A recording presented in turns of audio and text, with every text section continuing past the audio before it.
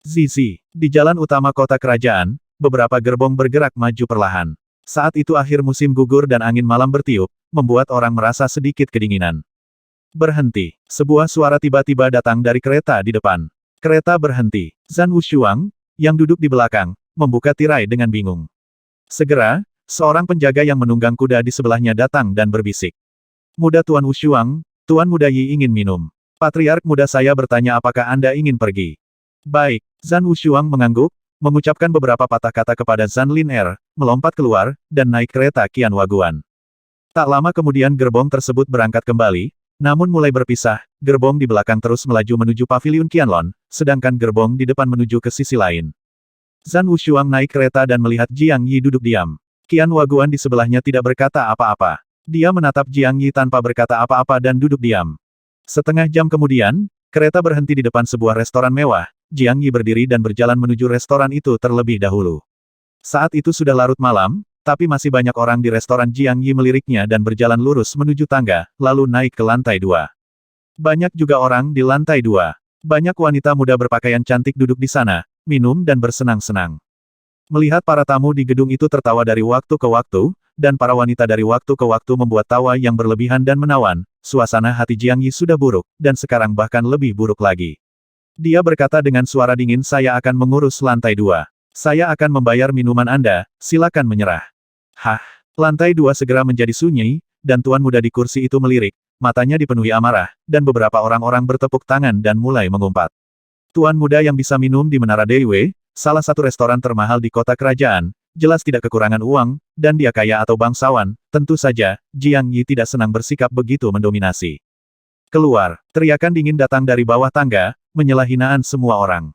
Tubuh gemuk Qian Waguan berjalan ke atas, menatap dingin, dan berkata dengan sinis, apakah kamu tidak tahu malu? Baiklah, Tuan Muda yang baru saja telah menghina mereka segera menutup suara mereka, terutama ketika mereka melihat Zhan Wushuang mengikuti di belakang mereka, ekspresi mereka menjadi semakin jelek. Tuan Muda yang memarahi paling keras dengan cepat mulai tertawa.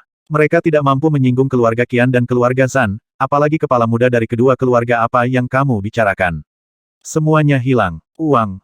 Minumanmu habis. Hitunglah padaku. Melihat apa yang akan dikatakan beberapa orang, Qian Waguan melambaikan tangannya dengan tidak sabar, menoleh ke penjaga toko yang mengikutinya dan berkata, beri aku meja berisi anggur enak dan makanan enak, cepatlah. Sekelompok wanita muda. Dia pergi dengan putus asa, dan semua orang di lantai 2 segera bubar. Pelayan datang untuk membersihkan, dan segera anggur dan makanan enak disajikan di atas meja. Jiang Yi mengambil sebotol anggur, mengangkat kepalanya dan menyesapnya tanpa mengucapkan sepatah kata pun. Qian Waguan dan Zhan Wushuang saling memandang dan tersenyum pahit, dan hanya bisa minum bersama Jiang Yi dalam diam. Keduanya tahu bahwa Jiang Yi sedang menderita di dalam hati, jadi Qian Waguan bahkan tidak mengatakan bahwa dia telah mengatur seseorang untuk mengirim Su Ruoxue kembali. Zhan Wushuang tidak tahu banyak tentang Jiang Yi dan Su Ruoxue, tapi Qian Wankuan tahu yang terbaik. Cinta pertama Jiang Yi telah putus bahkan sebelum dimulai. Jika itu adalah orang biasa, akan mudah untuk mengatakan itu Jiang Yi adalah orang yang paling penting. Titik. Dia menghargai cinta dan kebenaran, dan menangani masalah emosional dengan sangat serius. Dapatkah Anda bayangkan seberapa dalam kejadian ini menyakitinya?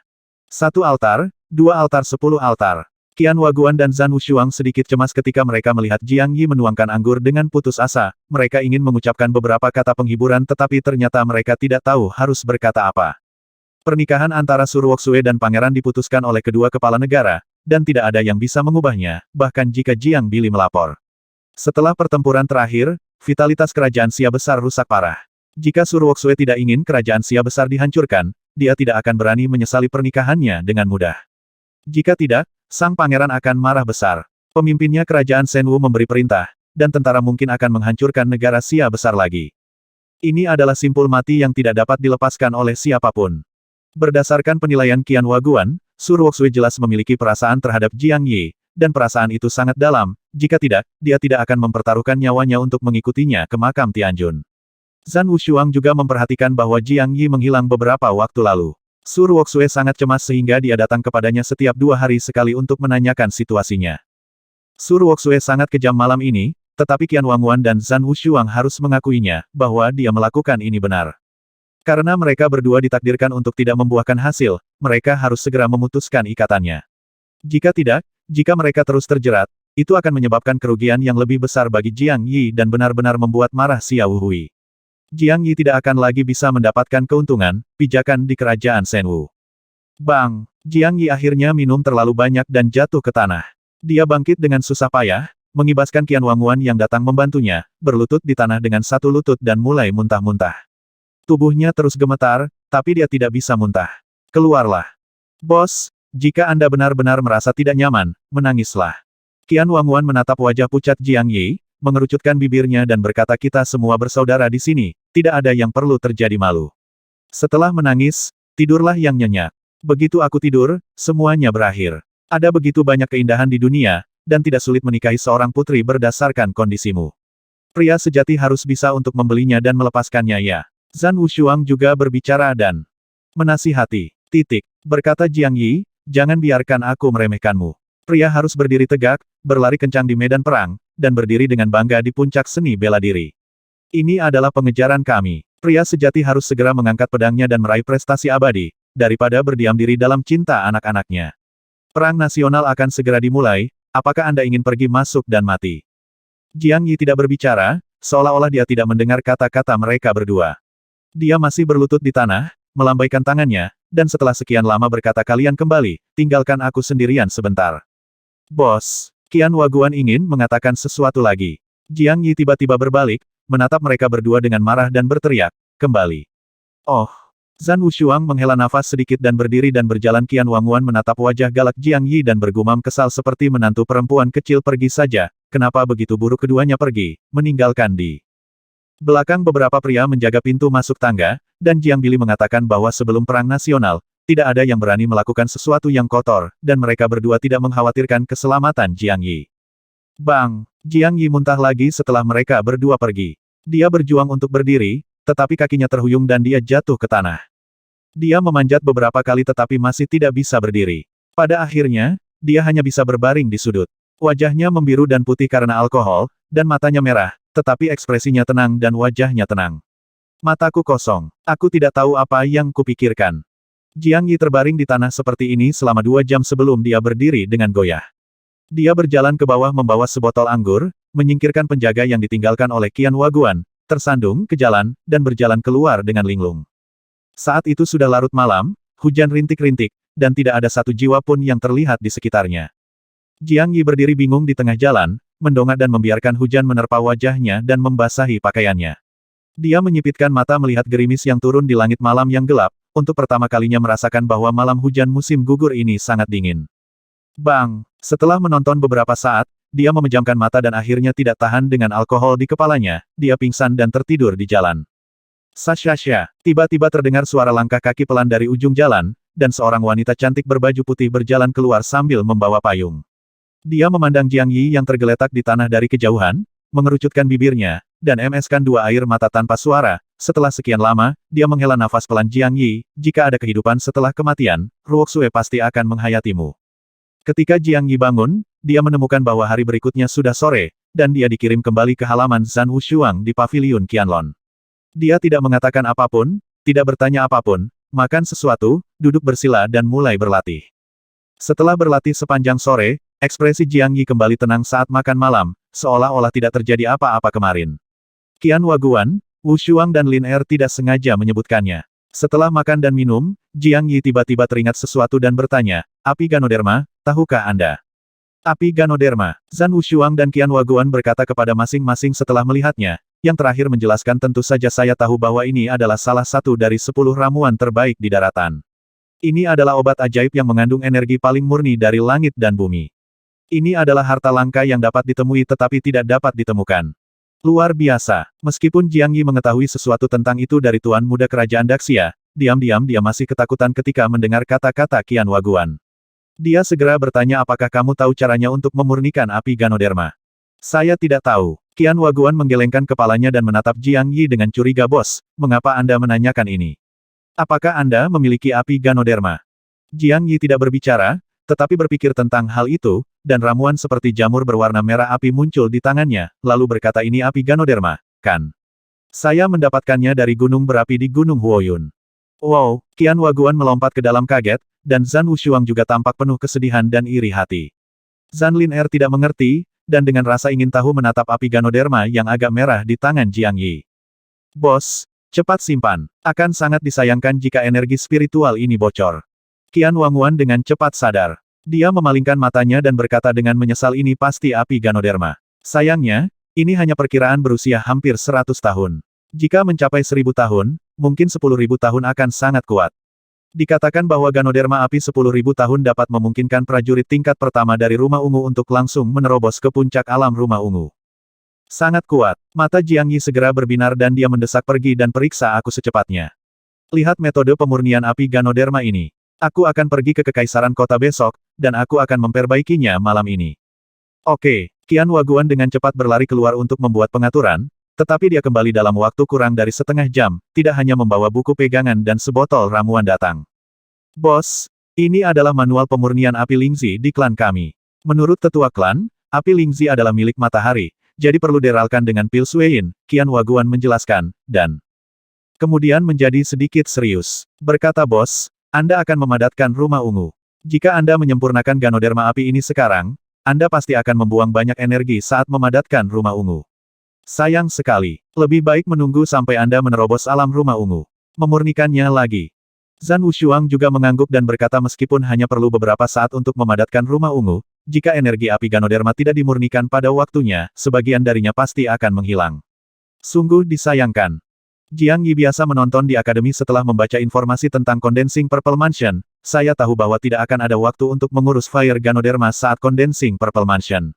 Jika tidak dimurnikan lama-kelamaan, banyak energi yang pasti akan hilang. Hanya saja perang nasional akan datang, begitu Jiang Yi memasuki perang nasional, dia pasti tidak punya waktu untuk memperbaikinya, dan dia mungkin mati dalam perang nasional, yang akan memberikan keuntungan bagi musuh.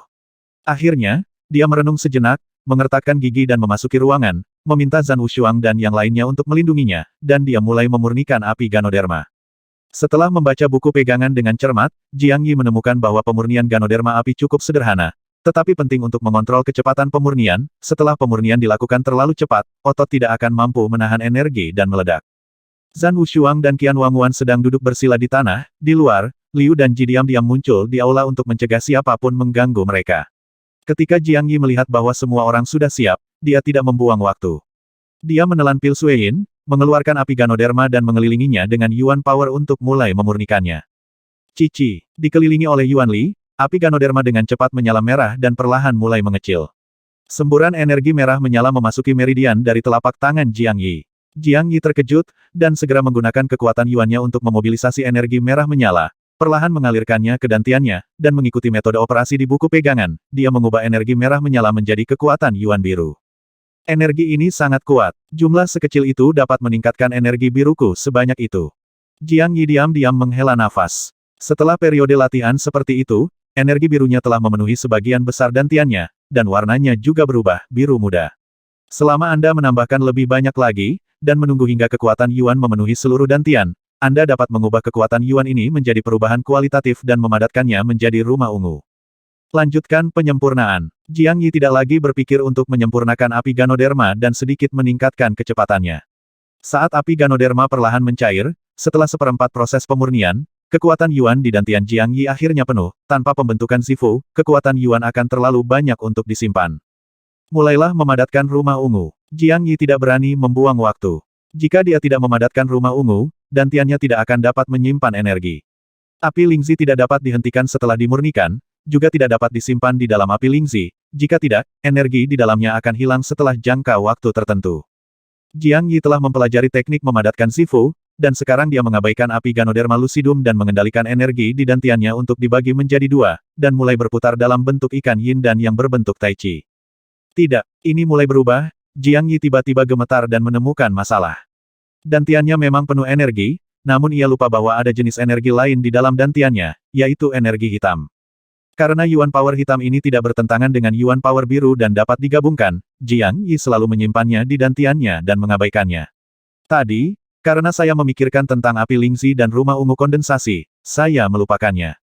Sekarang ketika dia mulai memobilisasi kekuatan Yuannya, dia menemukan bahwa ada ratusan helai kekuatan Yuan hitam yang tercampur dalam Yuan Li. Apa yang harus saya lakukan? Jiang Yi bingung. Jika kekuatan Yuan hitam ini dimobilisasi dan disimpan di meridian, itu akan sangat sulit, mudah terpengaruh ketika memadatkan rumah ungu, dan pasti akan ada masalah jika ada dampaknya. Jika dikeluarkan dari tubuh pasti memakan waktu cukup lama, dan energi yang ada di dalam api Ganoderma kemungkinan besar akan hilang. Tidak apa-apa, Jiang Yi menggertakkan giginya dan terus mengontrol perputaran kekuatan Yuannya. Karena kekuatan Yuan hitam dapat digabungkan dengan kekuatan Yuan biru, dan rasanya seperti maha kuasa, maka gunakan kekuatan Yuan hitam untuk menggantikan Yuan power biru untuk memadatkan Zimantian. Seharusnya itu tidak menjadi masalah besar, bukan? Meski terdapat ratusan helai Yuan power hitam, jumlahnya masih terlalu sedikit jika dibandingkan dengan Yuan power biru, sehingga dampaknya tidak terlalu besar. Segera, dua masa Yuan Li dengan cepat berputar di dantian, terasa seperti dua naga raksasa yang mengejar dan menggigit satu sama lain. Dengan kendali pikiran Jiang Yi, kecepatan rotasi menjadi semakin cepat, dan akhirnya membentuk pusaran. Dantiannya berubah, dan istana ungu menjadi sempurna. Jiang Yi meraung di dalam hatinya setelah kecepatan putaran di dalam Yuan Li mencapai batasnya dan pusarannya menjadi semakin besar. Dalam sekejap, seluruh dantian menyala, cahaya Yuan Li bersinar, dan kecepatan putarannya berlipat ganda lagi. Akhirnya, sesuatu yang ajaib terjadi. Pusat pusaran Yuan Li di dantian mulai dengan cepat mengembun menjadi Istana Dewa Biru. Istana Dewa pada awalnya sangat kecil, hanya sebesar kacang kedelai. Saat Zimantian muncul, kekuatan Yuan di dantian mulai menghilang dengan cepat, dan semuanya menyatu menuju Zimantian, dan Zimantian perlahan bertambah besar. Akhirnya, semua energi di dantian menghilang, dan rumah ungu itu menjadi sebesar mata naga, mengambang dengan tenang di tengah dantian, memancarkan cahaya biru samar, sakral dan megah, dan terasa seperti rumah peri di atas 9 surga. Berhasil. Jiang Yi sangat gembira. Setelah membentuk Zifu, dia memasuki istana prajurit. Dia tidak perlu lagi khawatir tidak memiliki cukup Yuan Li. Dia juga memiliki kesempatan untuk mencapai puncak seni bela diri. Berdiri ke segala arah. Meskipun kekuatan tempur komprehensif Jiang Yi saat ini sangat tidak normal, dan dia dapat membakar Tuan Hong, yang berada di perjalanan ilahi tingkat ketiga, dengan bantuan api duniawi, tetapi itu dengan bantuan kekuatan eksternal. Dalam seni bela diri, meskipun kekuatan luar dapat meningkatkan kekuatan seorang pejuang dalam waktu singkat, itu bukanlah cara terbaik. Selain itu, mengandalkan kekuatan eksternal sepanjang waktu dapat dengan mudah membuat seorang pejuang tersesat. Misalnya, Jiang Bili, setelah kekuatannya mencapai kondisi Vajra, dia tidak lagi menggunakan harta. Ketika Jiang Niliu berusia 15 tahun, dia memberikan hartanya yang paling kuat, segel Raja Manusia, kepada Jiang Niliu karena dia tidak mau kekuatan eksternal untuk mempengaruhi seni bela dirinya. Kebakaran bumi memang menakutkan, tetapi jika kekuatan Anda sendiri tidak dapat mengimbanginya, itu akan membuang-buang sumber daya. Misalnya, api duniawi dapat membakar prajurit dewa tingkat 5, tetapi bisakah Jiang Yi benar-benar menghabisi prajurit tingkat 5? Dia mampu menghabisi Tuan Hong sepenuhnya karena keberuntungan Tuan Hong tidak punya tempat untuk mendapatkan kekuatan di bawah gunung berapi. Jika tidak Tuan Hong dapat dengan mudah mengelak dengan kecepatannya dan kemudian menghabisi Jiang Yi. Jiang Yi mengetahui hal ini dengan sangat baik, jadi dia tidak pernah mengendur dalam kultivasinya. Kekuatannya sendiri adalah rajanya. Ini adalah proses akumulasi, dan tidak ada ruang untuk oportunisme. Jangan terlalu banyak berpikir, mari kita sempurnakan api Ganoderma terlebih dahulu, jika tidak maka akan sia-sia. Jiang Yi menarik kembali pikirannya, dan pikirannya terdiam di Zimantian, bersiap untuk memobilisasi energi biru untuk terus memurnikan api. Ganoderma. Kekuatan Yuan dalam dantian telah terkondensasi menjadi Zifu. Ini tidak berarti bahwa kekuatan Yuan telah hilang. Ini hanya berarti bahwa kekuatan Yuan telah memasuki rumah Zi dan berubah menjadi kekuatan Yuan cair. Untuk memobilisasi Yuan Power, kamu hanya perlu memobilisasi Yuan Power cair dari Zimantian. Zimantian akan secara otomatis mengubah Yuan Power cair menjadi Yuan Power yang berbentuk gas. Tentu saja, seiring bertambahnya wilayahnya sekarang, kekuatan Yuan kekuatan juga akan meningkat. Hah, pikirannya terdiam di Zifu, dan pikirannya terkejut lagi. Kemudian seluruh tubuhnya bergetar, matanya tiba-tiba terbuka, dan dia berseru gobi laki-laki, apa-apaan ini? Qian Waguan dan Zhan Wushuang terus berbicara. Sambil melihat ke arah Jiang Yi, mengetahui bahwa dia baru saja memadatkan rumah ungu, melihat ekspresinya seperti ini dan diam-diam berpikir ada sesuatu yang salah, Qian Waguan bertanya dengan gugup mengapa, bos, Anda gagal memadatkan rumah ungu. Ini tidak masuk akal. Selama seorang pejuang telah mencapai puncak alam penempaan kuali dan memiliki teknik rumah ungu kondensasi yang benar, biasanya tidak akan ada masalah. Tentu saja tidak menutup kemungkinan ada orang yang kurang beruntung, energi di dalam dantian terkuras habis akibat kegagalan kondensasi, dan yang lebih tragis lagi, dantian tersebut langsung meledak. Metode Jiang Yi dalam memadatkan rumah Zi berasal dari Akademi Gunung Binatang Roh, jadi sama sekali tidak ada masalah, pemahaman Jiang Yi sangat tinggi, dan sangat tidak mungkin kondensasi gagal. Jiang Yi tidak menjawab pertanyaan Qian Wan Kuan, tapi dengan cepat menutup matanya dan melihat ke dalam rumah Dantian Si lagi kali ini, dia masih terkejut. Karena seharusnya ada Yuan Power cair berwarna biru di Z Mansion, namun saat ini tidak ada setetes pun Yuan Power cair di Z Mansion. Sebaliknya, Z Mansion hitam kecil muncul di tengah Z Mansion miliknya. Dia benar-benar memadatkan dua Zifus. Dengan kata lain, karena ketika dia memadatkan rumah ungu, dia mencampurkan jejak kekuatan Yuan hitam, dan rumah Z miliknya bermutasi, berubah menjadi dua rumah ungu, satu besar dan satu kecil. Gobi laki-laki, aku terpengaruh oleh kekuatan Yuan hitam ini. Dibunuh. Jiang Yi sangat marah sehingga dia mengutuk ibunya, apa itu Zifu? Itulah fondasi seorang pejuang. Tidak ada ruang untuk kesalahan dalam hal ini. Tidak hanya ada yang tidak beres sekarang, tapi juga langsung bermutasi. Benua Tianxing memiliki sejarah jutaan tahun, tetapi saya belum pernah mendengar ada orang yang memiliki rumah Si kecil di dalam rumah Si. Mari kita lihat rumah Xiao Zi ini dulu. Jiang Yi memaksa dirinya untuk tenang, dan pikirannya terdiam di rumah Xiao Zi. Yang membuatnya sedikit lega adalah rumah Xiao Zi normal, dengan 3 tetes cairan hitam, energi di dalamnya. Keluar, Jiang Yi mengendalikan setetes kekuatan elemen cair hitam, dan sesuatu terjadi yang mengejutkannya setelah kekuatan elemen cair keluar dari Xiao Zi Mansion, itu segera berubah menjadi kekuatan elemen cair biru, dan jumlahnya berubah dari 1 turun menjadi 100-an tetes, warnanya juga berubah menjadi biru. Keluarkan kekuatan unsur biru. Dia dengan cepat mengendalikan setetes kekuatan unsur cair biru untuk keluar dari Zifu. Ketika dia melihat bahwa kekuatan unsur cair biru diubah menjadi kekuatan unsur gas biru, dan jumlahnya mencapai 10.000 helai, dia akhirnya rileks. Tarik napas. Yuan powernya masih ada, belum hilang. Meski Zifu sudah bermutasi, setidaknya kekuatannya pasti masih ada. Selama dia memiliki Yuan power, dia akan tetap menjadi prajurit tingkat pertama yang solid di alam Istana Ungu. Kita akan mempelajarinya nanti, mari kita sempurnakan api Ganoderma terlebih dahulu. Jiang Yi memaksa dirinya untuk tidak terlalu banyak berpikir, mengendalikan kekuatan Yuan di telapak tangannya, mengelilingi api Ganoderma lagi, dan perlahan-lahan menyempurnakan api Ganoderma. Api Ganoderma mulai perlahan larut kembali, dan energi merah menyala muncul di meridian Jiang Yi. Dia mengendalikan kekuatan Yuannya untuk membawa energi ini ke dantiannya, tapi sebelum dia bisa menggunakan kekuatan Yuan untuk mengubahnya, energi merah menyala itu langsung memasuki warna ungu, meridian dimension, itu diubah menjadi energi biru cair. Rumah Zi ini masih memiliki kemampuan seperti itu. Seru Jiang Yi, berkonsentrasi pada pemurnian Ganoderma api dan mempercepat kecepatannya. Setelah 1 batang dupa, Ganoderma api akhirnya disempurnakan, dan ada beberapa lagi di rumah Zi Jiang Yi. 10 tetes energi cair biru. Dia membuka matanya, memindahkan Yuan Li ke telapak tangannya, mengompresnya dengan eksplosif Yuan Palem, dan setelah memastikan bahwa Yuan Li masih memiliki kekuatan menyerang, dia menghela nafas panjang. Bos, apa yang terjadi? Qian Waguan bertanya dengan gugup lagi. Jiang Yi merenung sejenak, menggelengkan kepalanya dan berkata, ada sedikit masalah saat kami memadatkan Zifu. Saya belum menemukan jawabannya. Saya akan mencari tahu nanti. Biarkan saya memberitahu Anda. Tentu saja Z Mansion telah berhasil memadatkannya, jadi Anda tidak perlu khawatir. Oh, bos. Tolong pelajari dengan cermat dan istirahatlah lebih awal. Kami akan pergi ke kota Tianxing besok pagi.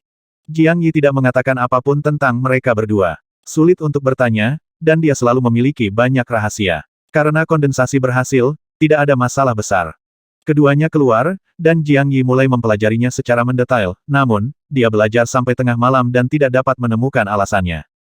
Dia hanya membuktikan beberapa poin. Seharusnya tidak ada masalah dengan Zifu dan dantiannya. Dia juga bisa berlatih dan menyempurnakan kekuatan Yuan biru, dan kekuatan Yuannya tidak berkurang.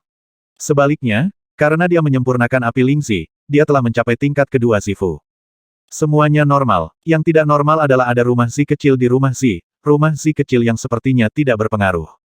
Di mana energi hitamku? Jiang Yi tiba-tiba memikirkan sebuah pertanyaan, kemana perginya energi hitamnya? Tampaknya energi hitam menghilang setelah mengembunkan Zifu. Mungkinkah Xiao Zifu hitam itu terbuat dari Yuan Li hitam? Energi hitam ini sangat ajaib, dia dengan cepat menjalankan formula tanpa nama untuk melihat apakah dia dapat terus menyempurnakan energi hitam tersebut. Akibatnya, sesuatu yang jahat terjadi lagi. Energi hitam otomatis mengalir keluar dari dantian saat menjalankan formula tanpa nama, namun kali ini tidak muncul di dantian, melainkan seberkas sinar muncul di rumah Xiaozi, dan masih dalam bentuk cair, membentuk.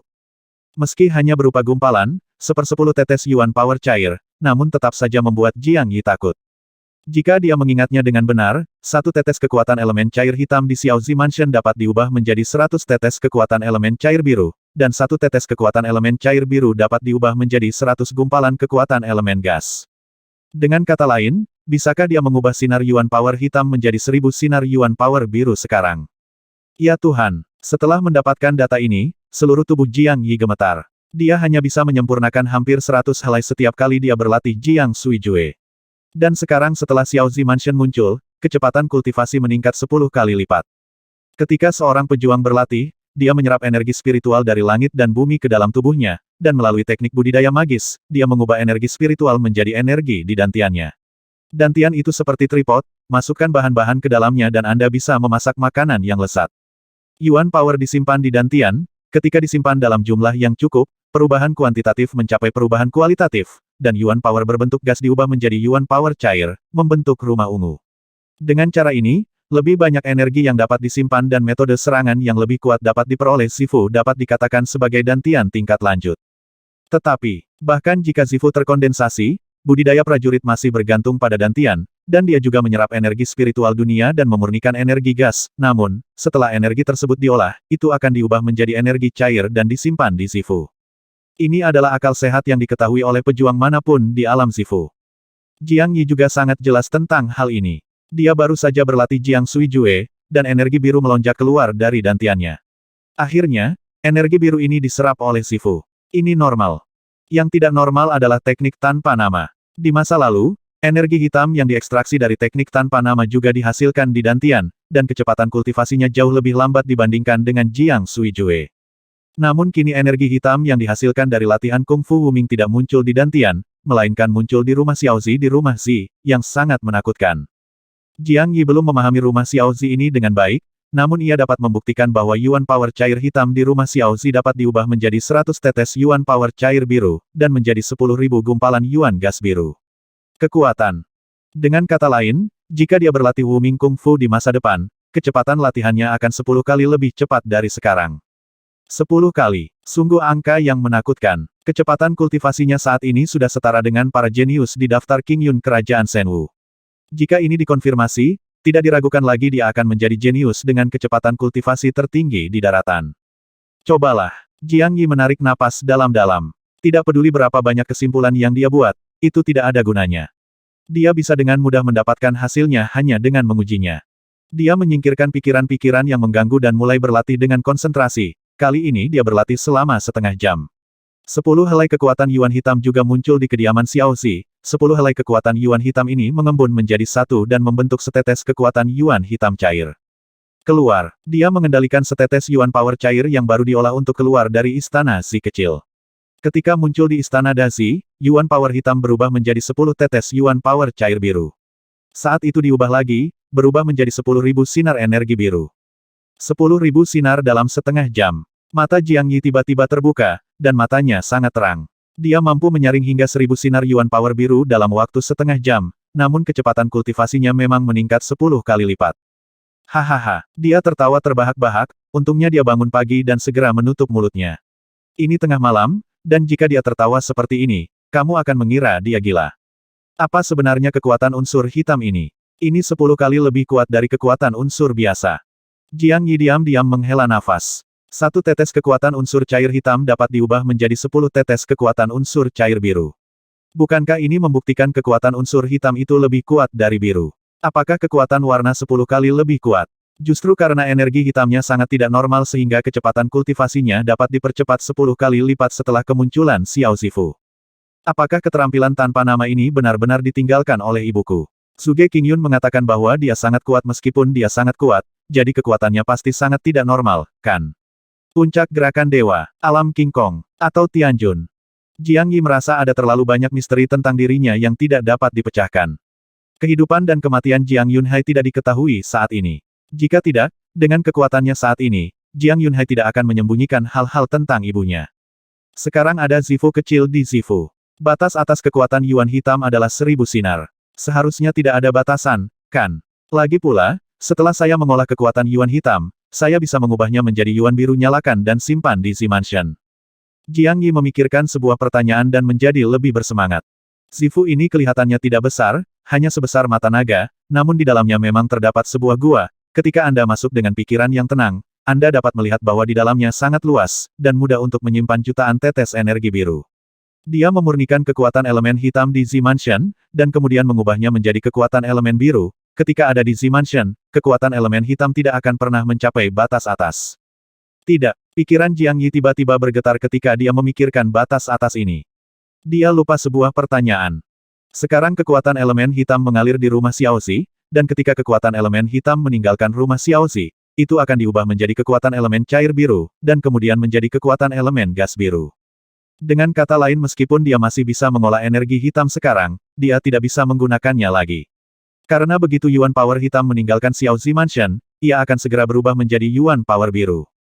Dan begitu dia tidak dapat menggunakan energi hitam, kekuatan peledak Yuan Palem miliknya akan menurun, dan dia tidak lagi dapat membuat ramuan, juga tidak dapat meningkatkan penglihatan, pendengaran, atau penciumannya. Sebuah rumah Xiaoxi muncul, yang memberinya kecepatan kultivasi yang mengerikan, tetapi membuatnya tidak mungkin untuk menggunakan banyak fungsi magis aslinya. Jiang Yi bereksperimen untuk waktu yang lama dan memutuskan bahwa Yuan Power hitam tidak dapat lagi dimobilisasi. Dia menggunakan Yuan Power biru untuk menghilangkan telinga, hidung, dan mata, tetapi tidak memiliki efek amplifikasi yang sama seperti sebelumnya. Kegembiraan Jiang Yi tenggelam. Berkah adalah tempat di mana kemalangan berada, kemalangan adalah di mana berkah bergantung. Dalam beberapa tahun terakhir, dia sudah terbiasa dengan kekuatan Yuan hitam. Karena kekuatan Yuan hitam, dia memiliki modal untuk menghabisi orang di berbagai tingkatan, dan dia mengandalkan pada kunci kekuatan Yuan hitam berkali-kali, selalu melawan dan bertahan. Di makam Tianjun, jika bukan karena energi hitam, dia pasti akan terjebak sampai mati. Sekarang dia telah kehilangan metode serangan yang kuat dan beberapa kekuatan magis khusus, dia sangat menyesal dan frustrasi. Tentu saja jika dia diminta memilih peningkatan 10 kali lipat dalam kecepatan kultivasi dan kemampuan meningkatkan energi hitam. Dia pasti akan memilih yang pertama. Bagaimanapun, kekuatannya sendiri adalah rajanya. Terlalu mengandalkan energi hitam akan membuatnya tersesat. Masalahnya adalah, saat itu hampir fajar, dan perang nasional akan segera dimulai. Dia menghadapi begitu banyak musuh yang kuat dan tiba-tiba kehilangan begitu banyak kemampuan aneh. Kekuatan tempurnya akan sangat berkurang, dan kemungkinan kematian di dalam akan semakin besar. Sasha, setelah dia berpikir liar beberapa saat, hari sudah fajar, dan suara gemerisik terdengar dari luar.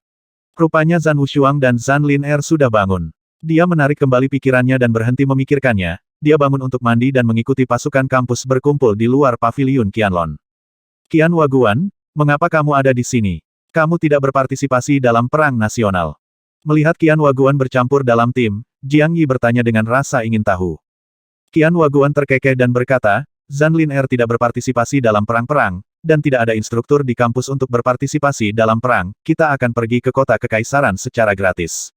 Biasanya kita tidak memiliki kesempatan untuk menaiki susunan teleportasi. Jika kita ingin pergi ke kota kekaisaran, kita harus berjalan jauh. Tentu saja saya juga akan pergi ke kota kekaisaran untuk menunggu kembalinya kemenangan Anda. Oh. Jiang Yi berdiri diam dan tidak melihat lebih jauh. Ketika wakil dekan dan guru dari kampus itu keluar, dia menurunkan pandangannya dan tidak berani untuk melihat ke atas. Ia takut hatinya akan sakit saat melihat sosok familiar dan cantik itu.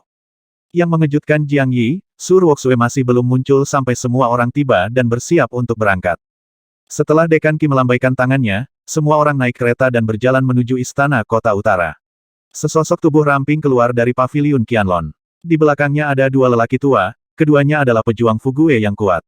Mereka menunggu akademi kereta menghilang. Setelah mencapai ujung jalan, seorang lelaki Fugue yang sakti berkata putri, ayo pergi. Pernikahannya akan berlangsung 3 bulan lagi, dan Yang Mulia telah memerintahkan agar Anda harus kembali ke pedesaan. Ayo.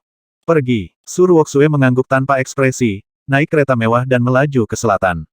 Su Ruoxue sedang duduk sendirian di kereta, tersenyum ringan, tetapi tidak peduli bagaimana dia tersenyum, itu membuat orang merasa kedinginan. Dia mengangkat jendela dan melihat ke utara, dan bergumam pelan Jiang Yi, jika kamu mati di desa, Ruoxue 1 tahun dari sekarang, aku akan mengikutimu. Istana ini sangat besar. Jiang Yi tidak tahu seberapa besar tepatnya, tapi alun-alun di depan istana setidaknya sebesar halaman keluarga Jiang di kota Tianyu. Saat ini, alun-alun penuh dengan orang, lebih dari 100.000 orang. Tentu saja, hanya ada lebih dari 10.000 orang yang berpartisipasi dalam pertempuran tersebut, dan sisanya adalah penjaga kerajaan kota kerajaan dan para penonton. Perang nasional ini jelas tentang kematian. Mengapa ada begitu banyak orang yang berpartisipasi dalam perang? Dan mereka semua sangat bersemangat. Jiang Yi melihat sekeliling, melihat kerumunan orang, dan menghela nafas dengan Zhan Wushuang di sebelahnya. Zhan Wushuang tersenyum tipis dan menjelaskan jika seorang pejuang dari keluarga sederhana ingin maju, selain bergabung dengan tentara, dia harus bergabung dengan keluarga besar. Dalam beberapa tahun terakhir, 6 negara sangat terkendali dan tidak ada perang yang pecah. Keluar, jadi peluang untuk maju di militer menjadi lebih kecil. Itulah satu-satunya cara untuk maju. Anda telah bergabung dengan keluarga besar. Jika Anda ingin disukai oleh keluarga besar, perang nasional adalah peluang terbaik. Selama kamu bisa selamat dari perang nasional dan tampil baik, meski kerajaan tidak memberikan gelar resmi, semua keluarga besar akan buru-buru memenangkan hatimu. Ya, demi kejayaan dan kekayaan, orang-orang ini tidak punya pilihan selain bertarung dengan nyawa mereka. Baiklah, Jiang Yi menghela nafas sedikit, merasakan kekejaman dunia ini lagi. Perang antar negara kecil adalah pertarungan individu, dengan kata lain, setelah masuk, tidak peduli prajurit mana dari negara manapun, selama mereka menghabisi lawan dan mendapatkan lencana lawan, mereka akan mendapatkan pahala dan poin militer. Oleh karena itu, pertarungan pasti akan semakin brutal, dari lebih dari 10.000 orang yang masuk, kurang dari 1/10 dari mereka yang pada akhirnya akan keluar hidup-hidup. Jiang Yi memikirkan sebuah pertanyaan dan bertanya dengan suara rendah selama perang nasional, akankah 7 keluarga super aristokrat juga saling bertarung? Hehe, rasa dingin melintas di mata Qian Waguan dan dia merendahkan suaranya itu tergantung situasinya. Jika ada kesempatan, jika saya dapat menghabisi 100%, saya pasti tidak akan menunjukkan belas kasihan. Tentu saja, orang-orang dari keluarga Zhan dan keluarga Qian tidak akan mengambil tindakan kali ini. Saudara Wushuang dan saya sudah melakukannya sudah kubilang sore ini. Tapi bos, kamu ada di dalam, kecuali saudara Wushuang, kamu tidak bisa mempercayai siapapun, bahkan orang-orang dari keluargaku, segera hindari mereka jika kamu bertemu mereka. Aku tidak di dalam, aku takut mereka akan disuap. Ya, Jiang Yi mengangguk, mengalihkan pandangannya, dan berkata kepada Zhan Wushuang dengan tegas, Wushuang, pergilah dengan sukumu, dan aku akan pergi sendiri. Ini lebih aman bagimu dan aku. Zhan Wushuang mengangguk, dia sudah tahu Jiang Yi tidak akan pergi bersama mereka. Jiang Yi memiliki serigala setan bulan perak, dan mereka tidak bisa mengikutinya. Pergi bersama Jiang Yi hanya akan menyeretnya ke bawah. Karat, gemerisik. Terdengar suara langkah kaki datang dari arah istana, dan gerbang Xuanwu yang megah terbuka. 2 kelompok pengawal istana dengan cepat berjalan keluar dan menyebar dalam bentuk kipas. Pengawal istana di sekitarnya juga menggunakan seluruh tenaganya, dengan busur penghancur dewa di tangan, dan mata macan di mana-mana, memindai, kalau ada yang main-main, saya khawatir akan ditembak ke sarang lebah. Jiang Yi meliriknya dan segera menundukkan kepalanya, ekspresinya sangat suram.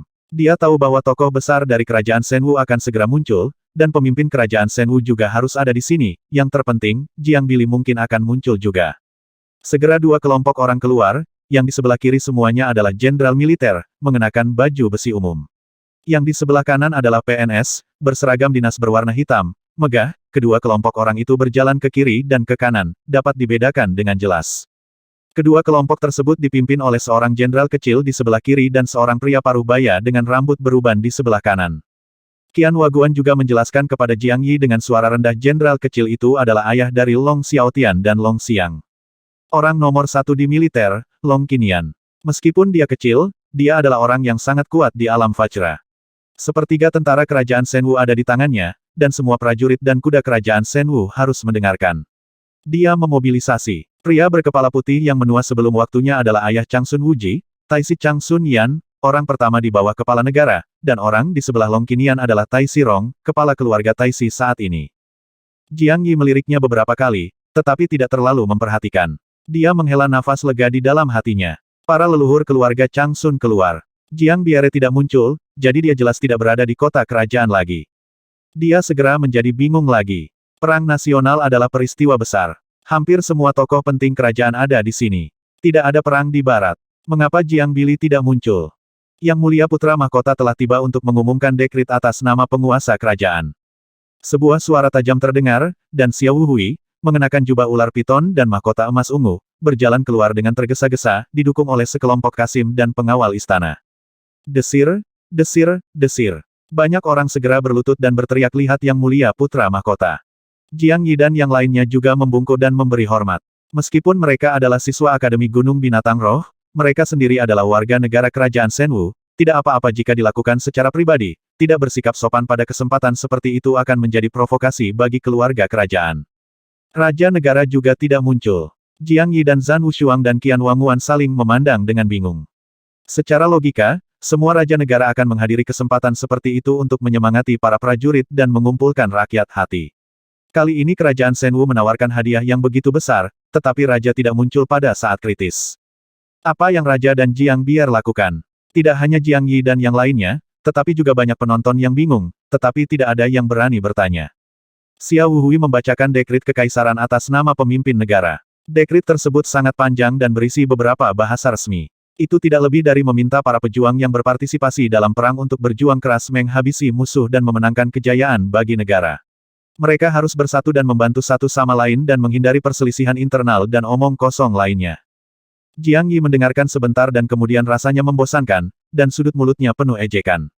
Jika seseorang dari keluarga kerajaan berpartisipasi dalam perang, mereka mungkin diam-diam akan melakukan sesuatu yang jahat jika mereka bertemu dengan orang-orang kerajaan Shenwu di dalam, bukan?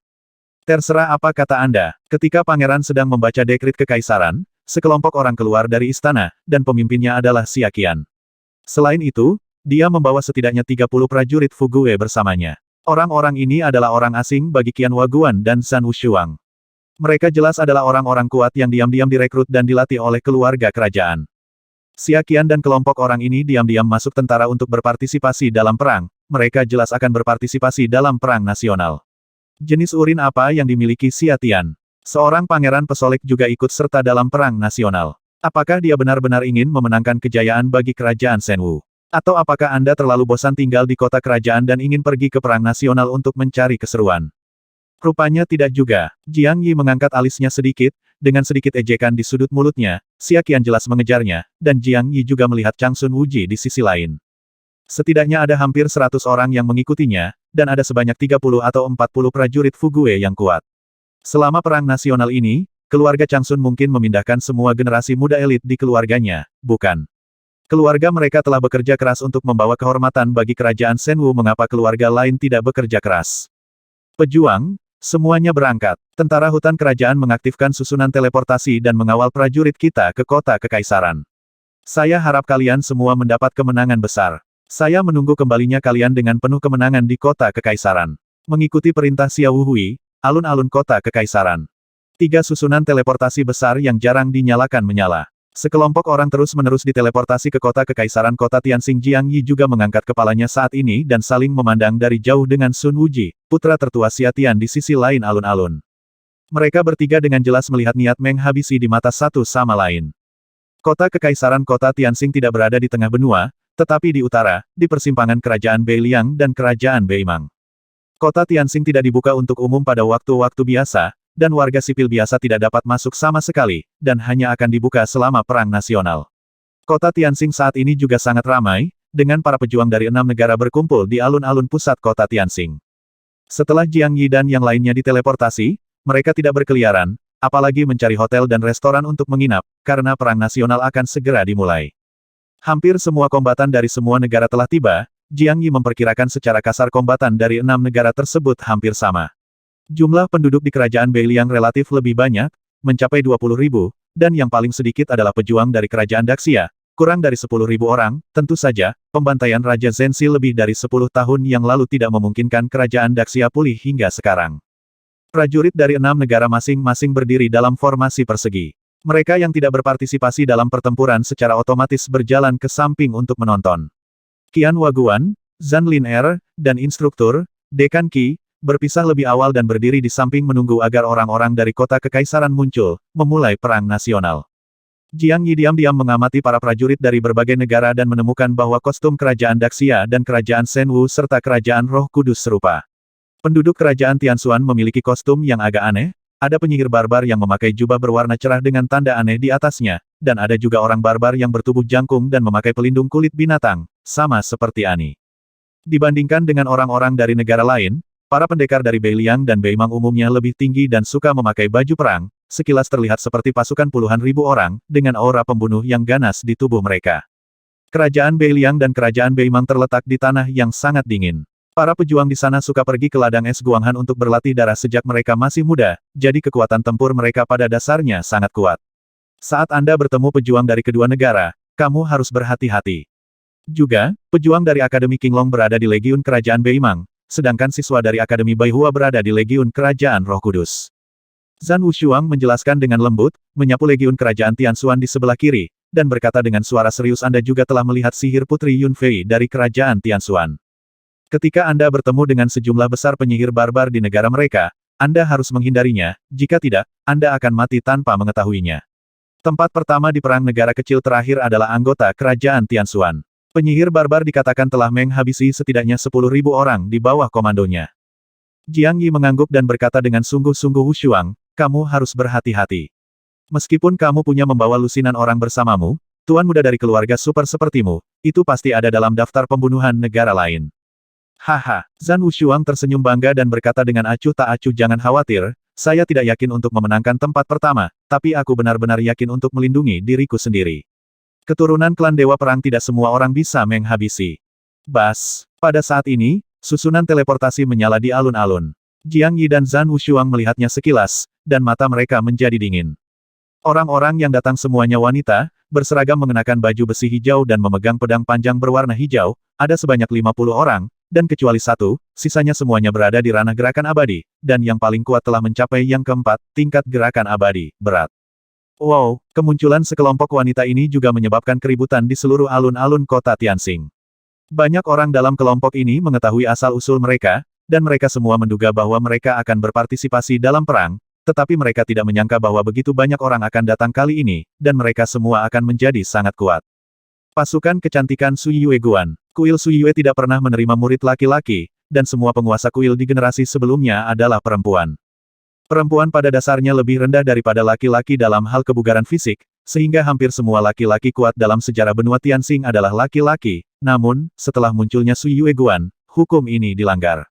Setiap generasi Guanzu harus menjadi salah satu dari 10 orang terkuat di daratan, dan Sui Yulan dari generasi ini bahkan lebih sombong, tidak ada yang berani bersaing. Sui Qianru. Banyak tuan muda memusatkan perhatian pada kecantikan muda dalam gaun hijau yang dikelilingi oleh sekelompok wanita berbaju hijau, dan mata mereka menjadi panas. Meskipun wanita menawan dan buas dengan banyak harta ini memiliki temperamen yang buruk, dia sudah memiliki penampilan yang memukau sebelum dia dewasa. Di belakangnya, ada seorang wanita tua yang terbaik di dunia. Jika ada yang memenangkannya, itu akan menjadi pria Phoenix terbaik di dunia. Kekayaan dan statusnya langsung meningkat, siapa yang berani meremehkan menantu orang terbaik di dunia ini? Siapa yang berani menghabisi? Jiang Yi, orang ini bukan orang baik. Zhan Wushuang menyipitkan matanya karena khawatir, dan Jiang Yi juga memiliki ekspresi serius di wajahnya. Tidak heran Sui Qianru hilang di kota kerajaan. Dia telah kembali ke Xingyun Pulau untuk merekrut orang. Terlebih lagi, jubah burung pipitnya telah dihancurkan terakhir kali, dan sekarang dia memakai yang baru. Meskipun aku tidak tahu apakah itu senjata suci seperti Spirit Sparrow Robe, itu jelas merupakan harta karun. Sui Qianru memimpin orang-orang keluar dari susunan teleportasi dengan bangga. Dia melihat sekeliling dan dengan cepat mengunci Jiang Yi yang berdiri di legiun kerajaan Shenwu. Dia berhenti dan kemudian berbicara dengan sangat tidak bermoral, Jiang Yi, bagus sekali. Jika saya mengizinkan Anda datang kembali hidup selama perang nasional ini, aku, Sui Qianru, akan mengambil nama keluargamu. Wow, ada keributan di sekitar, dan banyak mata beralih ke Jiang Yi, seolah-olah mereka sedang melihat orang mati. Menyinggung Sui Qianru berarti menyinggung banyak pangeran keluarga super yang ingin menangkapnya. Ketika Jiang Yi memasuki perang nasional, dia dikelilingi oleh musuh di semua sisi. Haha, Jiang Yi menyentuh hidungnya, tetapi saat ini dia bersedia memperjuangkannya. Bagaimanapun, kita semua adalah musuh dalam perang nasional, jadi dia tidak mundur. Dia mencibir dan berkata dengan nada bertengkar, Sui Yatu, sebaiknya kamu berdoa agar kamu tidak bertemu denganku, kalau tidak aku akan melepas pakaianmu dan menggantungnya di pohon. Baiklah, suara Jiang Yi tidak keras atau pelan, tapi itu sudah cukup untuk banyak orang di alun-alun dapat mendengar dengan jelas, dan banyak wanita tersipu. Niat menghabisi di mata tuan muda yang tak terhitung jumlahnya menjadi lebih kuat, dan Sui Qianru sangat marah hingga dia hampir melompat. Jika bukan karena orang-orang dari Sui Yue Temple, dia akan mengambil tindakan di kota Tianxing.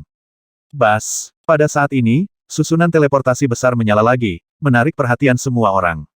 Wajah Jiang Yi langsung terkejut ketika melihatnya. Dia berkedip dan bertanya, Wushuang, orang-orang ini juga berpartisipasi dalam perang nasional.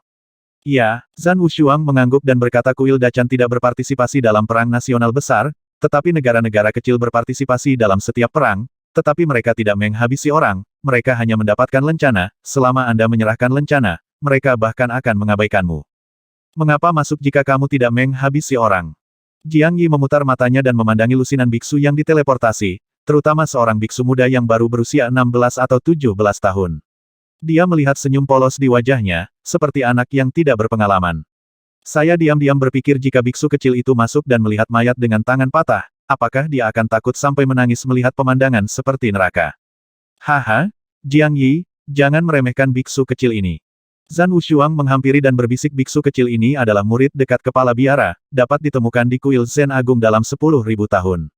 Yang ada di dalam dirinya adalah kekuatannya pasti disembunyikan dengan cara khusus. Menurut informasi keluarga saya, kekuatannya setidaknya telah mencapai alam Zen Hinayana, yaitu alam gerakan ilahi. Sangat kuat. Jiang Yi diam-diam terkejut. Biksu kecil ini tampaknya belum memiliki kekuatan. Dia tinggi, memiliki senyum tidak berbahaya di wajahnya, dan mata kecilnya melihat sekeliling dengan rasa ingin tahu. Dia sama sekali tidak terlihat seperti orang kuat di alam Fugue. Bang, bang, bang. Tiba-tiba terdengar suara langkah kaki yang berat dari utara, dan banyak orang melirik ke arah itu. Setelah Zhan Wushuang meliriknya, dia segera mendorong bahu Jiang Yi dan berkata, orang-orang dari dinasti adalah di sini, perang nasional akan segera dimulai. Orang-orang dari dinasti kekaisaran. Jiang Yi bersemangat dan mengikuti tatapan Zhan Wushuang. Matanya tiba-tiba berbinar. 1 atau 2 baris pasukan yang mengenakan baju besi hitam datang dari utara, dengan jumlah kecil hampir 1.000 orang. 2 baris orang itu datang dengan cepat dan berbaris. Di tengah tentara ada seorang gadis mengenakan jubah Phoenix warna-warni dan mahkota batu giok. Satu-satunya wanita yang bisa mengenakan pakaian seperti itu adalah putri dari keluarga kerajaan Qinglong. Kali ini keluarga kerajaan mengirim seorang putri untuk memimpin perang nasional. Dan dia juga seorang putri secantik peri 9 hari. Pria yang tak terhitung jumlahnya di antara penonton seperti Jiang Yi. Mata mereka langsung berbinar ketika melihat sang putri, ini adalah reaksi naluriah seorang pria terhadap seorang wanita cantik. Gadis ini berumur 28 tahun, jadi dia tidak bisa dikatakan cantik, tapi dia terlihat cantik, dan semakin dia melihatnya, semakin baik penampilannya. Terutama matanya yang hitam dan putih, yang seolah menarik perhatian orang-orang dengan kekuatan sihir khusus, membuat banyak penonton menjadi bingung. Berhenti mencari. Zhan Wushuang tiba-tiba mendorong Jiang Yi, menyebabkan dia terbangun. Jejak keterkejutan melintas di mata Jiang Yi. Dia melihat sekeliling dan menemukan bahwa banyak tuan muda memiliki ekspresi obsesi di mata mereka. Dia segera merasa ngeri secara diam-diam. Dia melirik ke arah putri yang mendekat dan berteriak dengan suara rendah, ada yang salah dengan putri ini. Dia pasti orang yang kuat dalam mengembangkan jiwa. Cerdas. Zhan Wushuang tersenyum sedikit. Jiang Yi melirik ke arah Zhan Wushuang dan bertanya dengan aneh, mengapa kamu bertingkah seperti orang normal barusan? Apakah kamu tidak menyukai wanita? Keluar. Zhan Wushuang melotot dan berkata dengan marah, klan Dewa Perang kita terkenal di seluruh dunia. Saya bisa melihat sekilas teknik pesona kecil ini, jadi tentu saja aku tidak akan tertipu. Jiang Yi mengacungkan jempol, klan Dewa Perang memang terkenal, sangat terkenal. Meskipun tidak ada anggota keluarga Zhan yang menghasilkan satu orang pun yang menduduki peringkat nomor 1 di daratan dalam 10.000 tahun terakhir, ada 3 atau 4 di antara 10 ahli teratas di daratan. Bagaimana sebuah keluarga besar bisa bertahan selama ribuan tahun? Itu tergantung pada lahirnya orang-orang kuat secara terus-menerus, jika tidak maka akan hilang dalam sejarah panjang seperti kilatan cahaya. Desir, desir, desir. Putri dinasti dengan cepat berjalan ke depan alun-alun. Cahaya kuning samar tiba-tiba menyala di matanya. Segera tuan muda yang tak terhitung jumlahnya terbangun dan diam-diam merasa ngeri. Jika mereka menghadapi putri ini, mereka mungkin akan mati tanpa menyadarinya. Kanan. Putri dinasti tidak berbicara, tetapi hanya mengulurkan tangan gioknya. Seorang pegawai negeri dinasti segera datang dan mulai membacakan aturan perang nasional, arti perang nasional dan omong kosong lainnya. Jiang Yi mendengarkan sebentar dan kemudian mencibir. Kaisar berkulit tebal seperti tembok kota. Dia sebenarnya mengatakan bahwa perang nasional adalah untuk memungkinkan para pejuang dunia tumbuh dalam pelatihan darah, sehingga melahirkan orang-orang yang lebih kuat dan bermanfaat bagi generasi mendatang. Pahalanya akan kekal selamanya.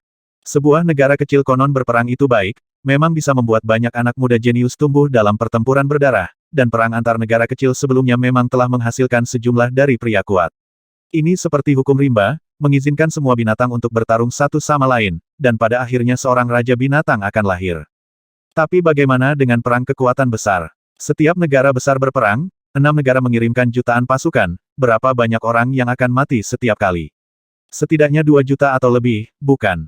Perang antar kekuatan besar dilakukan oleh tentara. Banyak dari prajurit tersebut berusia lebih dari 30 tahun dan tidak akan mencapai prestasi besar dalam hidup mereka. Mereka datang ke sini hanya untuk mati. Jiang Yi berpendapat bahwa arti penting perang nasional ini adalah untuk melemahkan kekuatan nasional keenam negara tersebut sehingga tidak ada satupun yang dapat menyatukan daratan. Selama keenam negara tersebut saling menahan dan tidak dapat mendominasi satu negara, dinasti tersebut dapat terus eksis. Jika tidak, negara bawahan manapun yang ingin menyatukan daratan akan menghancurkan dinasti Qinglong terlebih dahulu. Tentu saja, ini hanya dugaan Jiang Yi. Dia juga memiliki banyak keraguan di hatinya, mengapa 6 tentara tidak berani menyerang kota Tianxing ketika mereka datang ke kota. Mengapa ia bisa melihat bahwa perang nasional ini melemahkan kekuatan nasional ke-6 negara tersebut, padahal ke-6 negara tersebut masih begitu antusias dengan perang nasional. Pembacaan pejabat sipil berakhir dengan cepat. Cincin merah di tangan Giok Putri Kekaisaran menyala, dan pedang merah menyala muncul di tangannya. Saat pedang itu muncul, mata semua orang berbinar. Senjata suci, teriak Zhan Wushuang pelan, matanya menyala. Hanya ada sedikit senjata suci di benua ini, bahkan lebih sedikit dari cincin Yuan Dewa Kuno, dan senjata suci jenis senjata bahkan lebih sedikit lagi. Kali ini begitu banyak pangeran keluarga super yang memasuki perang nasional, juga untuk pedang ini. Qian Waguan awalnya menganggarkan bahwa akan ada lebih dari 100 prajurit Fugue yang kuat dalam perang nasional ini, tetapi sekarang jumlahnya jelas telah mencapai 3 hingga 400. Tentu saja, dengan banyaknya orang tambahan, diperkirakan hanya setengah dari mereka yang datang untuk pedang naga api, sementara separuh lainnya datang untuk menghabisi Jiang Yi. Ini adalah pedang panjang yang sangat mendominasi. Bilahnya panjangnya 7 kaki. Warnanya merah menyala dengan cahaya merah samar mengalir di dalamnya. Terlihat seperti naga api yang berenang di dalamnya. Bahkan orang buta pun bisa melakukannya. Saya merasakan betapa luar biasa pedang ini. Ini, pedang ini. Ekspresi berlebihan Jiang Yi dan kata-kata di sebelahnya menarik perhatian Zhan Wushuang. Dia meliriknya dan berkata sambil tersenyum, ini hadiahnya kali ini, senjata suci pedang naga api. Jiang Yi, pernahkah kamu melihat senjata suci itu? Kamu merusak segel Raja Manusia saat itu, mengapa kamu membuat keributan seperti itu? Ekspresi Jiang Yi memang agak berlebihan. Bukannya dia belum pernah melihat senjata suci sebelumnya, tapi pedang ini memang agak aneh. Karena, pola naga api pada pedang ini terlihat mirip dengan segel di dantiannya, dan juga mirip dengan pola naga berkeliaran di bola naga api. Tentu saja, alasan yang paling penting adalah mutiara roh api di pelukannya tiba-tiba menyala, dan sebuah pemikiran yang sangat aneh muncul di benak Jiang Yi, sepertinya seseorang diam-diam mendesaknya untuk mendekat ke pedang dan mengambil pedang itu. Sebuah pedang. Apa yang terjadi? Apakah ada hubungan antara manik roh api ini dan pedang ini? Kalau tidak, mengapa manik roh api ini bergerak secara tidak normal? Hati Jiang Yi dipenuhi dengan kegembiraan. Dia menatap pedang itu dengan mata tertuju pada pikirannya, dalam pikirannya, itu semakin kuat, dan aku hampir tidak bisa menahan diri dan bergegas untuk merebutnya. Jiang Yi, ada apa denganmu? Zhan Wushuang di sebelahnya merasakan ada yang tidak beres, dan mata Jiang Yi mulai memerah, seperti serigala lapar yang menatap sepotong daging segar. Dia dengan cepat menarik Jiang Yi untungnya, setelah Putri Kekaisaran menarikan pedang panjang di udara dan dengan cepat memasukkannya ke dalam cincin Yuan Dewa Kuno, kegelisahan batin Jiang Yi menjadi tenang. Saya harus memenangkan tempat pertama. Saya harus mendapatkan pedang ini. Jiang Yi menelan ludahnya dan bergumam pelan. Dia tidak tahu mengapa dia mendapat ide aneh ini. Tapi dia memiliki perasaan yang tidak dapat dijelaskan bahwa pedang ini mungkin memiliki hubungan yang tidak dapat dijelaskan dengannya, setidaknya itu pasti ada hubungannya dengan mutiara roh api. Orang yang mendapat poin terbanyak kali ini akan dihadiahi senjata suci, pedang naga api. Perang nasional telah dimulai. Semua peserta akan menerima lencana dan memasuki susunan teleportasi. Putri dinasti memberi perintah, dan ketiganya susunan teleportasi di depannya menyala. Sekelompok prajurit mulai berjalan menuju susunan teleportasi dengan tertib, menerima lencana yang berbeda sesuai dengan kekuatan yang berbeda, dan akhirnya memasuki susunan teleportasi dan berteleportasi ke dataran kristal. Jiang Yi, berhati-hatilah. Terlepas dari apakah kamu bisa memenangkan kejuaraan atau tidak, kamu harus bertahan. Jika dunia ini tidak memilikimu, aku, Zhan Wushuang, akan merasa sangat kesepian. Zhan Wushuang menepuk bahu Jiang Yi dan memimpin suku lurus ke depan. Dia berbeda dari Jiang Yi adalah serigala yang sendirian dan pasti akan berkeliaran dan bertarung. Dan dengan begitu banyak orang, dia harus jongkok, jadi dia harus masuk dulu dan mencari medan yang menguntungkan. Baiklah, hati-hati. Jiang Yi melambaikan tangannya dan tetap tidak bergerak. Dia menunggu lebih dari 1 jam. Setelah Sui Qianru dan yang lainnya menjadi tidak sabar dan masuk terlebih dahulu, dia perlahan berjalan menuju susunan teleportasi. Jiang Yi adalah seorang pejuang di alam Sifu. Lencana yang dia terima adalah lencana merah. Jika seseorang menghabisinya dan mendapatkan lencana ini, dia akan mendapatkan 2 poin prestasi pertempuran dan 2 poin. Lencana ini disempurnakan dengan Yuan Li, dan pikiran diam di dalam lencana. Ada prajurit yang memakai lencana dalam jarak 100 kaki di dekatnya. Kalian akan merasakan posisi satu sama lain. Susunan teleportasi akan secara acak memindahkan orang ke dalamnya, jadi jangan tidak perlu khawatir. Jika kamu masuk, orang-orang akan mengepungmu. Perang nasional berlangsung selama 1 bulan. Setelah 1 bulan, semua orang yang hidup di dalam akan diteleportasi keluar. Oke, masuk. Penjaga istana yang menyerahkan lencana itu berkata dengan acuh tak acuh, dan Jiang Yi membacanya dalam hati. Dia mengambil lencana itu dan berjalan ke dalam susunan teleportasi. Cahaya putih menyala, dan Jiang Yi segera membuka matanya dan melihat sekeliling. Setelah memastikan bahwa tidak ada prajurit di dekatnya, dia menyelam ke puncak batu di depan. Dengan sosoknya yang sepenuhnya tersembunyi di dalam puncak batu, Jiang Yi punya waktu untuk melihat-lihat. Ada hutan belantara di dekatnya, dan ada perbukitan di kejauhan, seperti ruang aneh di makam Tianjun. Langit berwarna abu-abu dan matahari, bulan dan bintang tidak terlihat, cahaya di sekitarnya juga gelap, dan ada yang redup, bau darah di udara. Saya tidak tahu apakah itu tertinggal sebelumnya, atau apakah seseorang baru saja berkelahi di dekatnya. Perbaiki lencananya terlebih dahulu, sehingga kamu dapat menemukan musuh. Jiang Yi dengan cepat menggunakan Yuan Power untuk mengelilingi lencana itu dan menyempurnakannya. Segera dia merasakan hubungan dengan lencana itu, dan dengan cepat memasuki Sen-Sen untuk merasakannya. Akibatnya, dia tidak merasakan informasi lencana apapun di dekatnya. Sepertinya memang tidak ada prajurit yang mengintai di dekatnya. Dia memutar matanya dan segera memasukkan lencana itu ke dalam bola roh api. Dia tidak memiliki lencana itu, jadi dia tidak akan bisa merasakan seseorang di dekatnya meskipun dia ada di dekatnya. Dia segera mulai melepas mantelnya, mengeluarkan satu set pakaian malam hitam dari manik roh api, dan juga mengeluarkan topeng kepala serigala hitam dan memakainya, lalu dengan cepat mulai berjalan. Bas, setiap kali dia berjalan beberapa ratus kaki, Jiang Yi mengeluarkan lencananya untuk merasakan lingkungan sekitar, dan kemudian bergerak maju lagi setelah memastikan bahwa tidak ada orang di sekitarnya. Setelah berlari lebih dari 10 mil, dia menemukan bahwa medan di depan telah berubah, bukannya hutan belantara, melainkan gurun yang muncul di depan. Gurun. Jiang Yi tidak berani bergerak maju. Targetnya terlalu besar untuk berjalan di gurun, mudah dideteksi, dan juga nyaman untuk diburu. Tentu saja, Jiang Yi tidak takut dikejar, dia hanya takut dikepung dan dibunuh. Hah! Ketika dia tanpa sadar mengeluarkan lencananya dan merasakannya dengan santai, 2 titik lampu merah muncul di benaknya, kan? Di depan gurun. Seseorang di sana. Dia segera meletakkan lencananya dan bersembunyi di pohon besar, memandang ke arah gurun melalui dedaunan lebat.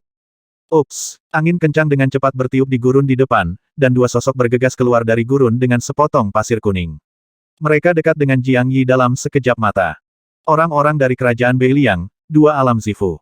Mata Jiang Yi bersinar dengan niat menghabisi, tetapi dia tidak segera mengambil tindakan. Sebaliknya, dia menahan napas dan menahan auranya, menunggu keduanya mendekat. Hah! Aku baru saja merasakan dengan jelas seseorang di sini, kenapa dia tiba-tiba menghilang? Apakah orang ini begitu cepat? Ada perbedaan antara armor prajurit kerajaan Beiliang dan prajurit kerajaan Beimang. Armor kerajaan Beimang lebih sederhana. Praktis, baju perang kerajaan Beiliang lebih cantik. Kedua prajurit itu mengenakan baju perang perak dengan pola di atasnya. Mereka jelas berasal dari kerajaan Beiliang. Pada saat yang sama ketika Jiang Yi merasakan mereka berdua, mereka juga menemukannya. Namun, Jiang Yi segera memasukkan lencana itu ke dalam mutiara roh api, jadi mereka secara alami tidak dapat merasakannya, jadi mereka semua melihat sekeliling dengan kebingungan saat ini. Mereka berdua melihat sekeliling dengan curiga dan memperlambat langkah mereka, salah satu dari mereka bahkan melirik ke pohon Jiang Yi, tetapi Jiang Yi menahan napas dan menahan napas, sehingga mereka tidak dapat diperhatikan pada jarak yang begitu jauh. 10 kaki, 9 kaki, 8 kaki. Jiang Yi diam-diam menghitung jarak.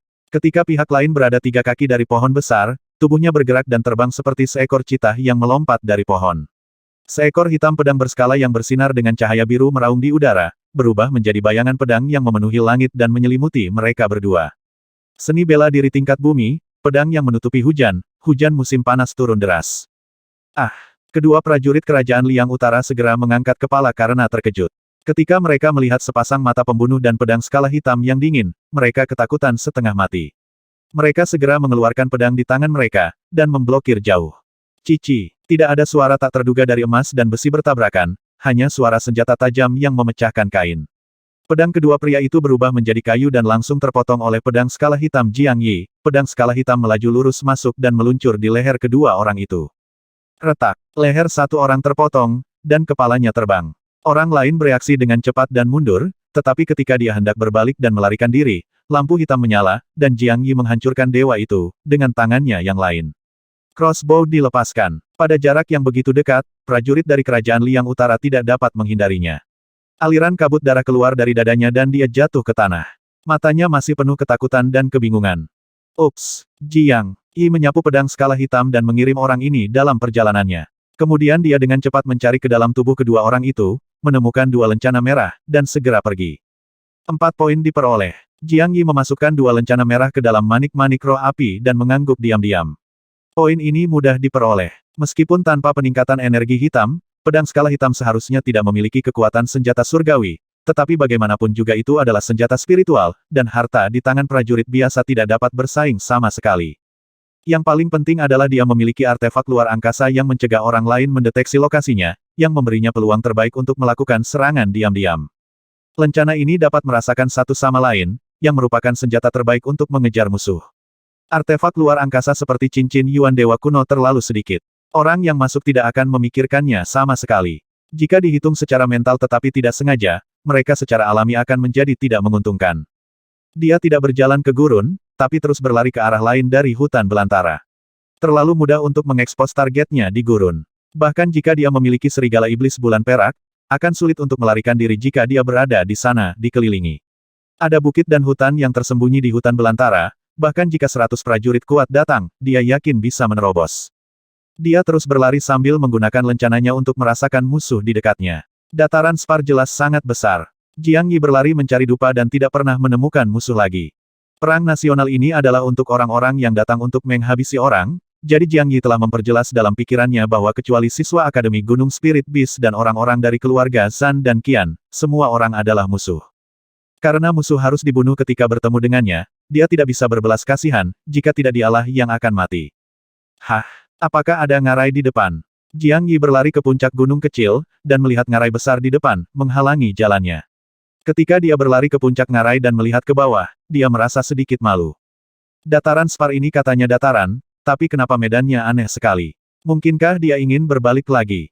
Ngarai ini tidak berdasar, tidak ada yang tahu apa yang ada di bawahnya, dan tidak mungkin untuk melintasinya. Lupakan saja aku tidak akan pergi. Lagi pula, perang nasional berlangsung selama sebulan. Mari kita tinggal di sini selama beberapa hari dan biarkan mereka bertarung sebentar. Lalu kita bisa mengambil tindakan dan mendapatkan banyak lencana dengan mudah. Jiang Yi memutar matanya dan mendapat ide. Sekarang perang nasional baru saja dimulai, dan sulit bagi para pejuang untuk bertemu satu sama lain. Kebanyakan prajurit hanya memiliki satu lencana pada mereka. Dataran Spar ini terlalu besar dan sulit ditemukan. Lebih baik menunggu mereka bertarung selama beberapa hari. Prajurit yang masih hidup secara alami akan memiliki lebih banyak lencana di tubuh mereka. Masih bisakah kamu melarikan diri? Fiuh. Dia melompat ke bawah menuju ngarai. Ketika dia jatuh puluhan kaki, pedang skala hitam di tangannya tiba-tiba muncul dan menusuk ke arah tebing. Pedang bersisik hitam itu menembus besi seperti lumpur dan menembus tebing dengan mudah, dan tubuh Jiang Yi berhenti jatuh. Dia meraih tebing dengan satu tangan, pedang skala hitamnya bersinar, dan dengan cepat memisahkan gua kecil di tebing. Kelinci licik Sancao, gali beberapa bagian terlebih dahulu dan bersiaplah untuk mundur. Dengan gerakan pedang skala hitam, batu biru itu dapat hancur berkeping-keping dalam sekejap. Jiang Yi juga cepat dalam memisahkan bagian. Dia dengan cepat memisahkan bagian dalam segala arah. Saya memisahkan dua lubang langsung ke atas, namun tentu saja saya tidak berani memisahkan melalui permukaan atas, karena akan ketahuan oleh orang lain, menyisakan jarak 1 kaki, sehingga saya dapat dengan mudah menerobos tanah dan melarikan diri, jika aku ingin melarikan diri. Setelah memisahkan dua jalan mundur, Jiang Yi berbalik dan mulai memisahkan ke bawah lagi. Akhirnya, dia berhenti ketika dia berada 100 kaki jauhnya dari permukaan dan memisahkan sebuah gua kecil tepat di tepi tebing. Ini memberinya jalan keluar lain. Baiklah, saya akan tinggal di sini selama 3-5 hari saja. Saya dapat dengan mudah merasakan jika ada seseorang pada jarak ini. Jiang Yi mengangguk, duduk di tempat dan mulai berlatih. Lencana di tubuhnya dimasukkan ke dalam Fire Spirit Orb, dan bahkan jika seseorang melewatinya, dia tidak akan bisa merasakannya. Setiap jam latihan, Jiang Yi akan bangun dan menggunakan lencananya untuk merasakan situasi sekitarnya. Setelah memastikan bahwa tidak ada orang di sekitarnya, dia mulai berlatih lagi. Setelah berlatih selama 4 atau 5 jam, dia mulai berlatih pedang bayangan angin dan terus mengayunkan pedang skala hitam ke tebing yang kosong. Pedang bayangan angin ini sudah lama dikuasai, namun sayangnya belum pernah mencapai kesuksesan besar dan tidak bisa membentuk aura untuk menindas musuh.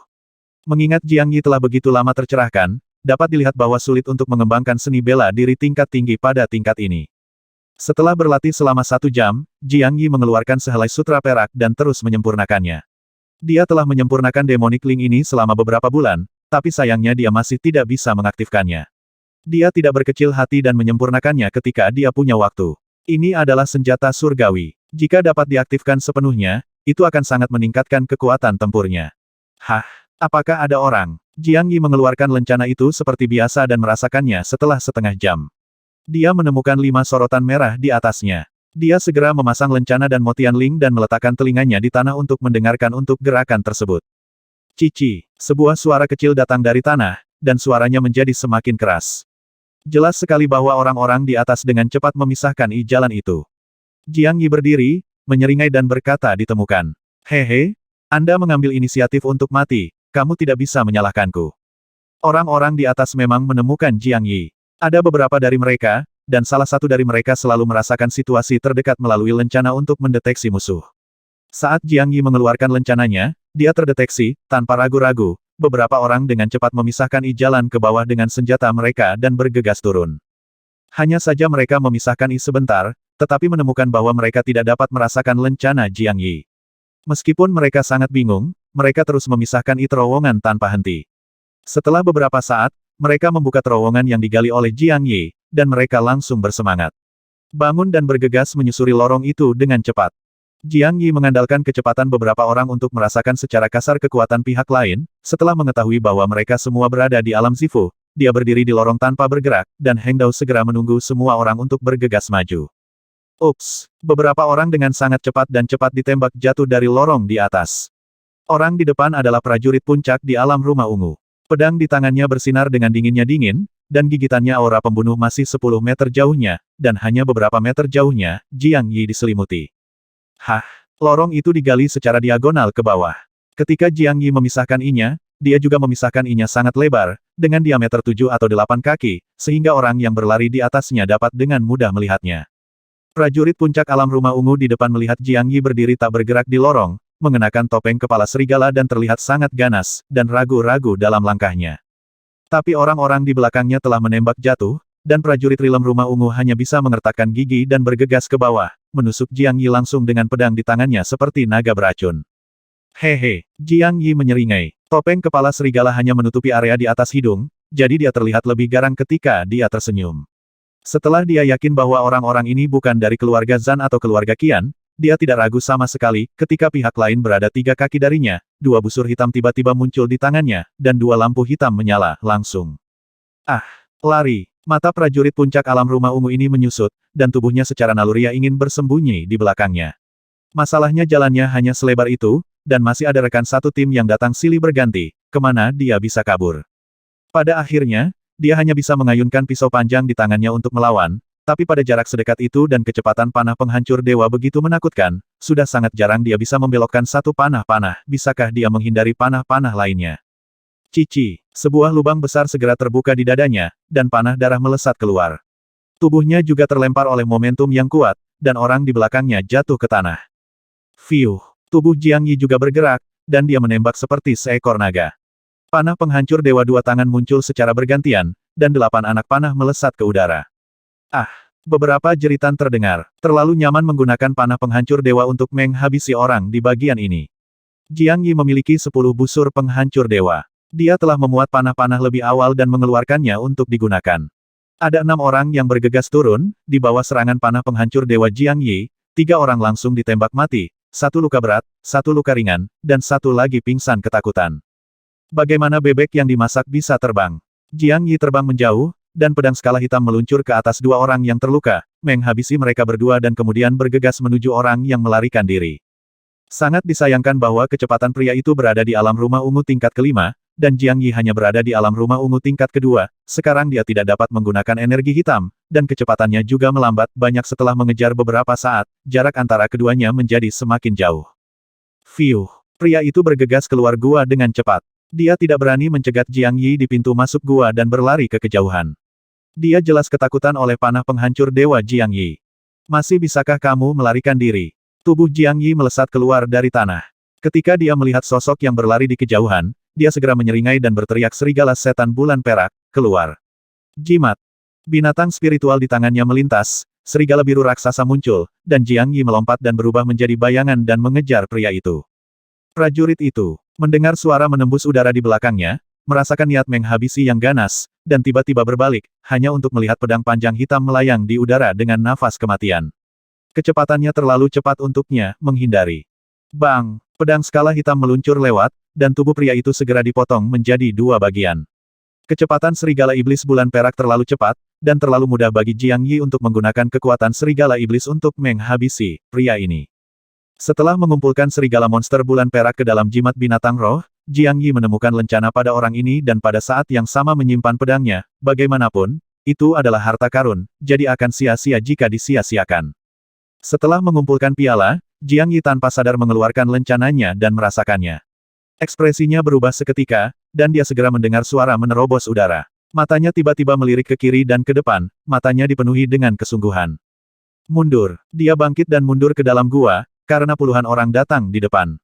Dia merasakan melalui lencana bahwa ada dua titik cahaya hitam di dalamnya, yang berarti di antara lusinan orang, ada dua prajurit Fugue yang kuat. Bertarung atau lari, 40 atau 50 orang, termasuk dua prajurit Fugue yang kuat. Kabur atau bertarung. Hal ini membuat Jiang Yi sedikit bingung, jika ingin kabur, ia harus bisa kabur dengan mudah dengan segera mengambil Silver Moon Demon Wolf. Hanya ada 40 atau 50 orang, ini lebih dari 100 poin, sayang untuk menyerah. Akhirnya, Jiang Yi bergegas masuk melalui lorong bawah tanah, bersiap untuk melihat situasinya, dia tidak punya pilihan selain melompat ke bawah ngarai dan melarikan diri. Dia berlari sepanjang jalan, dengan cepat memuat 10 anak panah di sepanjang jalan. Setelah bergegas ke lorong bawah tanah, dia segera menyingkirkan lencana, harta karun, dan anak panah di tanah. Anak panah dari busur penghancur dewa ini dibuat khusus, jadi sayang untuk disia-siakan. Buho! Para pengejar datang dengan cepat, tapi bukannya puluhan orang yang mengerumuni, malah 4 orang yang datang. Jiang Yi tidak memasang lencananya saat ini, tetapi terus-menerus menggunakan induksi lencana untuk menentukan keberadaan lawan. Huff! Hanya mengirim 4 orang ke bawah. Apakah kamu meremehkanku? Tapi ini benar, aku bisa menghabisi mereka satu persatu. Jiang Yi Hengdao segera berdiri di dalam gua, menunggu orang-orang dari pihak lain bergegas turun, dengan dua pedang hitam di tangannya baut panah tersembunyi di lengan baju, siap menyerang kapan saja. Fiuh! Keempat orang itu menembak jatuh dengan cepat. Mereka mengenakan baju besi putih. Tidak diketahui negara mana mereka prajurit. Ketika mereka melihat Jiang Yi berdiri di lorong, mereka sedikit terkejut, tetapi mereka dengan cepat terus menembak. Ayo!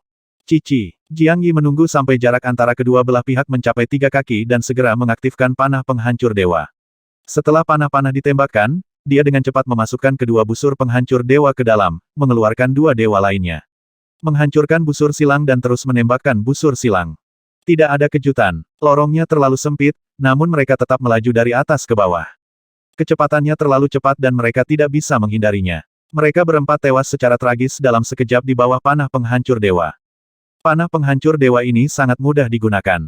Jika saya tahu bahwa dibutuhkan ratusan wan guan untuk menukar uang, saya akan mampu menembak jatuh orang sebanyak saya berdiri di sini.